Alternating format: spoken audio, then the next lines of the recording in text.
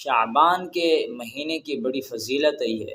حضور صلی اللہ علیہ وسلم نے فرمایا اس مہینے کا شمار رکھا کرو، ان کے دن گنا کرو، ان کی تاریخ یاد رکھا کرو تاکہ رمضان المبارک کی تاریخ یاد رکھنے میں آسانی ہو جائے۔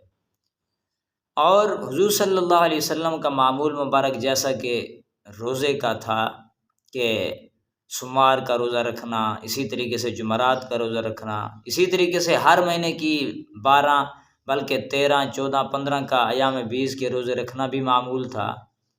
اور آپ صلی اللہ علیہ وسلم یہ تلقین فرمایا کرتے تھے جو ہر روز روزہ رکھتے ہیں ہر روز نہ رکھو، بلکہ حضرت داؤد علیہ السلام جیسے رکھا کرتے تھے ایک دن چھوڑ کے ایک دن روزہ رکھو، اس طریقے سے روزہ رکھ لیا کرو تاکہ اپنی جان کی، اپنی صحت کے بھی خیال ہو اور عبادت بھی ہو سکے۔ اسی طریقے سے جو ہے آپ صلی اللہ علیہ وسلم 15 شعبان تک روزہ رکھا کرتے تھے۔ وہ فرماتے تھے کہ اس کے بعد روزہ نہ رکھو تو بہتر ہے تاکہ صحت کچھ ہو جائے اور رمضان کے روزے جو فرض روزے ہیں وہ آسانی کے ساتھ ہو سکے۔ اور 15 شعبان کی جو رات ہے اس کے اندر 3 اعمال کرنے ہیں تو کریں، ضروری نہیں ہے لیکن یہ ہے کہ مستحب ہیں، ثواب ہے، انسان کرے تو کرے۔ نمبر 1 یہ کہ آپ صلی اللہ علیہ وسلم نے اکثر نہیں بلکہ ایک دفعہ کیا ہے، قبرستان تشریف لے گئے ہیں، جنت البقیع میں تشریف لے گئے ہیں۔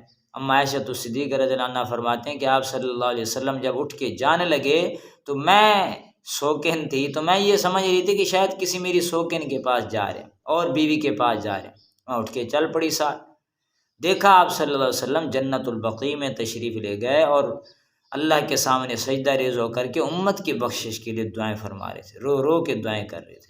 تو میں فوراً آئی، جلدی سے تیزی سے چل کے بستر پر آ گئی، اتنے میں آپ صلی اللہ علیہ وسلم بھی تشریف لے آئے اور میرا سانس جلدی سے آنے کی وجہ سے پھول رہا تھا۔ تو آپ صلی اللہ علیہ وسلم نے پوچھا کہ عائشہ تم یہ سمجھتی ہو کہ میں کسی اور بیوی کے پاس چلا گیا ہوں گا؟ میں نبی ہوں، میں انصاف کرنے والا ہوں، میں کیسے نا انصافی کر سکتا؟ بہرحال آپ صلی اللہ علیہ وسلم کا یہ معمول ہے، اگر کوئی جانا چاہے تو چلا جائے، ضروری ہے اس کو نہ سمجھیں۔ اور پھر بات یہ ہے کہ قبرستان کے اندر اور چیزیں بھی ہوتی ہیں، کھانا پینا، پھر کہیں پہ کوئی قوالیاں، یہ غلط باتیں ہیں، عبرت حاصل کرنے کے لیے انسان جائے۔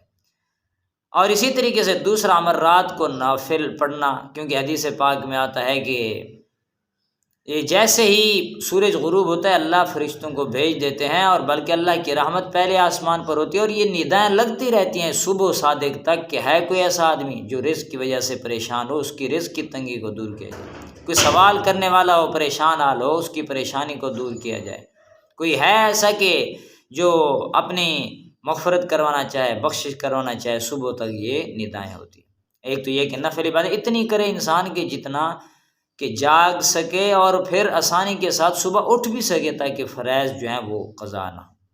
اور تیسرا فرمایا کہ انسان روزہ رکھے، یہ مستحب ہے۔ ہمارے بزرگوں کی عادت تھی اگر 50 سال سے یہ حدیث پڑھی ہے سنی ہے تو پھر روزہ رکھتے آئے ہیں، تو آسانی کے ساتھ ہو سکتا تو 15 شعبان کا انسان روزہ بھی رکھ سکتا۔ بس یہ اعمال ہے، باقی جو ہے انسان دوسرے خرافات ہیں ان سے اگر بچتا رہے تو وہ زیادہ بہتر ہیں تاکہ ہماری مغفرت بھی ہو سکے اور بخشش کا جو ہے وہ اللہ سے ہم سوال کریں تو وہ بھی پورا ہو سکے۔